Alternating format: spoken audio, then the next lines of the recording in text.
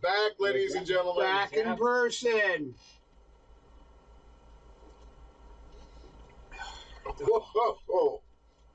We have decided here at Into the Abyss, and this is a new judgment by me because I'm a new whiskey drinker. We've decided that the more expensive the whiskey, the more shelf name it is. Like, the more it tastes like gasoline. Maybe I'm not drinking the right whiskey. I don't know. The cheap whiskey is the stuff that actually tastes good. It's true. So why don't we actually, we're here, it's rolling. Why don't we just do a random, like a rambling, opening. We're back for Into the Abyss. We have been quarantined this whole time. We've done our best to keep on our own quarantine. So because our lives are still fairly quarantined, we thought it would finally be safe for us to come back together and film. We've stopped living with our families. We're just living with each other now. That's right. Exactly. We're not ever leaving the horror cave. They kicked us out. We're like, fine, we got a place. Right, exactly. Right. Yep. So, just totally throwing this out there. The quarantine, the being the lockdown, things like that. What's some things you enjoyed about it, and what's some things you didn't enjoy about it? Chuck, why don't you start and go ahead? Okay. Enjoyed working from home. Did not enjoy being laid off and stuck at home. If you want my resume. No, I'm still looking for work. It's going well. I don't mind being at home. I don't mind that aspect of it. I don't like the fact that I can't get out and just go to a restaurant. I feel... I'm the kind of guy who, when a restaurant closes, feels personally guilty, like I should have eaten there more. So it's my fault. Yeah, it's my fault. I should have eaten there 3 times a week. So it's hard seeing the struggle in the area. Obviously, it's not fun. We had lots of plans that we were supposed to be doing this year, some great plans and vacations and writing trips that all fell through. So that's not great. However, between having some couple months at home from work and now being stuck at home without work, I really like that. So you should look at the liquor selection you bought tonight. So, Tom, your takeaways, things you liked about quarantine, things you did not like? Well, actually, we talked about this when we were in quarantine, and you guys had the wonderful computers, and I had the terrible one. I tried my little hand at gardening, and actually finally got some peppers and some tomatoes come through. Nice. Then the dog knocked some of the tomatoes off before they were ripe, and he's bad. I didn't mind the whole working from home, but I also realized when I saved on gas, I kind of spent money on food, and I feel really guilty, so I got to start losing weight. You can tell that on the camera. Yeah, instead of the freshman 15, it was a quarantine something. Really. Quarantine what is it called? I'm down 2 pounds. Yeah. Shut up. As skinny as it is, you're going to disappear. What I did not like, it's just a lot of things that was normal that we had to say no to. I had to cancel my annual Gettysburg trip. Our 2020 graduating class, I mean, we were able to have graduation, but we were also very in the mask, the social distancing, and I felt really bad for the kids. They went through that. And one thing, I mean, very big issue is just that family members you can't see, because God forbid, people being exposed. Yep. I also had... The internet sucks right now. Not like internet speeds. No, like just Facebook, social media. Everyone's crazy right now. So that's probably the worst thing this year. Besides the fact that a lot of people died, is just everyone kind of sucks right now. Yeah. I would have to say that I didn't really like working from home. As a teacher, I get my energy from the students. So not being around them pretty much removed the best part of my job. I didn't write very much either. I know a lot of writers who went through the same issue where it looks like you've got all this free time, but it was stressful balancing my home teaching and my son's home education, my daughter's home education, and trying to get any writing done. So I shouldn't laugh. I should have brought up how I kind of had to send you a warning about grades and say, don't let your wife hurt me. Yeah. My daughter is in Tom's class, and he's not afraid of me. He's afraid of Abby. So I really didn't get a lot of writing done. I also found it very hard to read. What I did do a lot of is I did a lot of crafting. Like last time these guys were here, there wasn't nearly as much stuff that was on the walls. I spent a lot of time spiffing up the horror cave, and I did get a lot of walking in, so that was cool. But I'm glad we're back. We persevered through it, and we met virtually, but it wasn't the same. It's not being true. together.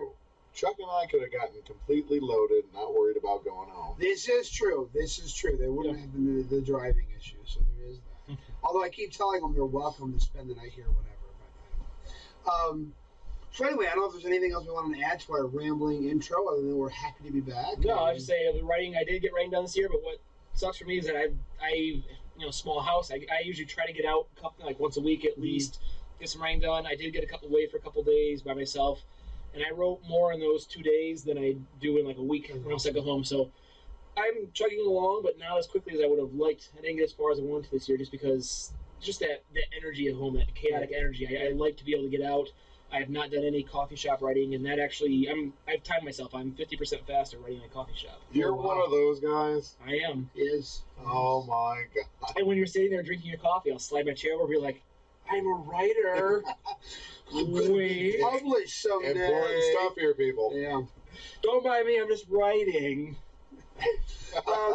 We could just kind of roll right into our drinks of the evening. So what we are back, we're together, and we have libations. So cheers. What are the libations that we're enjoying this evening? I'll go first because Chuck brought the. I'm gonna flash a picture of everything that Chuck brought. Yeah. So Chuck, I don't know if you next. Yeah, Chuck, you can leave that because that would make Russia very happy if you ever show them that.